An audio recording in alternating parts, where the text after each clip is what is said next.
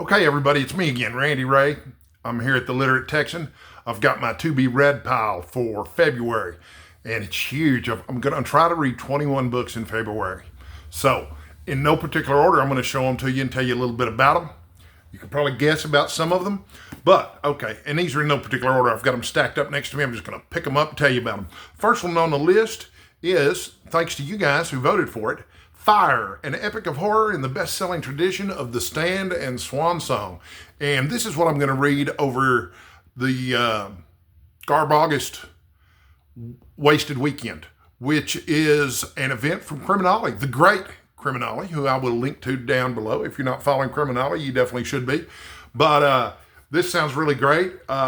You know what? I've got a previous video where I read and talked about this, but it's a trashy knockoff version of The Stand or Swan Song. I can't wait to read it. It sounds really pulpy and fun. Also, this is Holmes is Where the Heart Is, February, which I am a co-host of. We're reading Sherlock Holmes and Sherlock Holmes related books. And for that, one of the books I've got is The Unknown Conan Doyle, Uncollected Stories by Arthur Conan Doyle. 33 fascinating and diverse tales, 10 of them newly identified as the work of the master storyteller. So not all 33 of them are completely unknown. In fact, the first book in here, or the first story in this book, is titled The Mystery of Sasassa Valley, which is the first thing he ever published, if I'm not mistaken. And it's a horror novel. But here's some examples of what I've got to look forward to here. The Mystery of Sasassa Valley, The American's Tale, Bones, Our Derby Sweepstakes, That Veteran, Gentleman Joe, The Winning Shot. There's no telling what's in here. Probably a lot of ghost stories and adventure stories, maybe some mysteries. There's probably some historical fiction. I don't know. But the guy can write. Let's face it, Arthur Conan Doyle is a master. I hope it doesn't keep doing that. I've got this stand here. It's slipping today. So maybe we can get it to stop slipping. Yeah, I got to not touch the table. Sorry, folks. All right, next I've got, this is a classic right here. You can see how old this is. Arthur Conan Doyle, The Croxley Master, and Other Tales of the Ring and Camp. These are stories about boxing and camping. There's a dozen stories in here. I've read it before, but I'm going to read it again.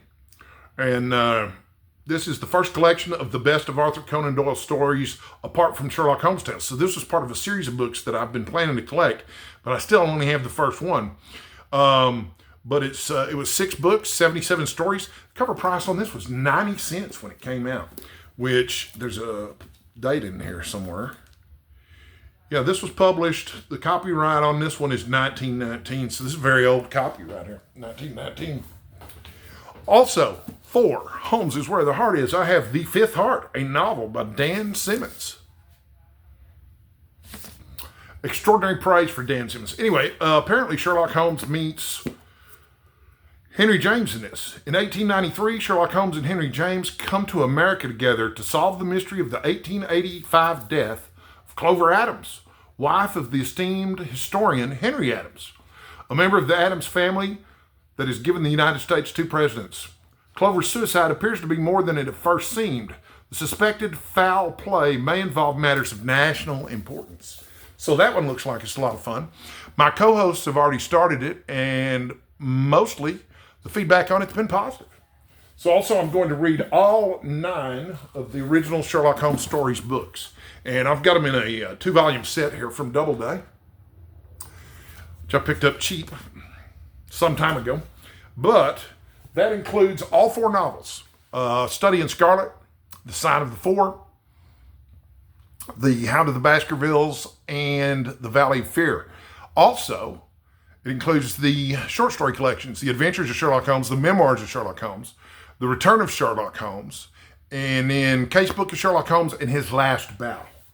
That's a total of 56 short stories and 4 novels about Sherlock Holmes. But that's the entire canon that was written by Conan Doyle. Also, as a buddy read, also with the great Criminale, I am reading The Reformatory by Tananarive, and I'm not sure that I'm pronouncing her name correctly. I should have looked it up before I made this video, but I apologize. I've started this already, and it's absolutely terrific. It's gripping, scary book. 12-year-old boy in 1950 kicks a white boy and gets sent off to juvenile camp.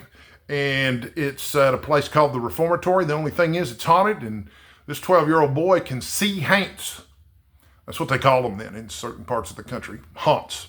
So it is spooky. It's interesting. The characters are great. There's a dual storyline about the sister who's trying to get her brother out of the place because, of course, sending him to juvenile camp for 6 months is a horrible overreaction to him kicking the other boy. Also, I'm going to read The Lost World and the Poison Belt by Arthur Conan Doyle. Also for Homes is Where the Heart Is.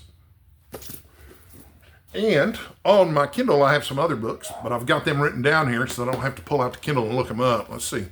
Flimsy Little Plastic Miracles by Ron Curry Jr. This will be the third time I've read it. Presumed Guilty by Scott Turow. Scott Turow is my favorite writer of legal thrillers. He wrote a book called Presumed Innocent many years ago. They made a movie out of it, starring Harrison Ford. It was a really big hit. But more recently, they made a TV miniseries out of Presumed Guilty, and I'm sure, or Presumed Innocent, and I'm sure that Presumed Guilty, which is a sequel to that, is there to capitalize on the popularity of the miniseries. It sells books, right? I'm also reading The Spy by James Fenimore Cooper, which I downloaded for free off of Project Gutenberg. This is the pick of the month for Roger's Cheap Old Book Club, which is a book club being run online by the great Michael K. Vaughan. If you're not subscribing to his channel, I will put a link to it in the comments too. You'll find it down below. Anyway, absolutely terrific book club. All the books are free on Project Gutenberg, and it turns out that downloading a book to my Kindle from Project Gutenberg is way easier than I ever thought it would be. Also on my Kindle, The 7% Solution by Nicholas Meyer. This is a reread for me.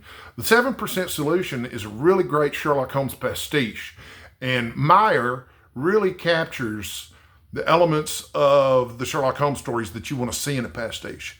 The voices sound authentic, and what he contends is that the final problem and the empty house were completely fictional. He made those up because the final problem in the 7% Solution actually involves Holmes going to, well, it involves Holmes trying to conquer his cocaine habit.